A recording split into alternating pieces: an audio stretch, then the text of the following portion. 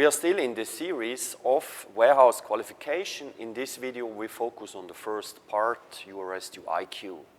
So first of all, we're following the V model. What's meant with the V model is this V-shaped model. On the left side, we plan, then we build the warehouse, and then we test it before we use it. So let's go through step by step. The first document we have to work out is a user requirement specification. In case of a warehouse, we would, for example, say it's a 50 to 25 degree warehouse, and it must fit 20 pallets. In the risk analysis, we would then discuss risks that come with this warehouse and with the operation with it. For example, power outage, door opening, but also seasonal effects.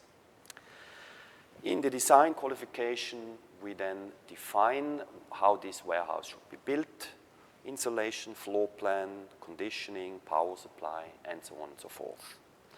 And in installation qualification, we then check if the warehouse has been built according to the plan.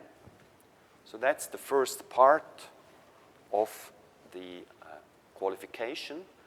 The second part, the mapping, we're going to look at that in a separate video. Thanks for watching.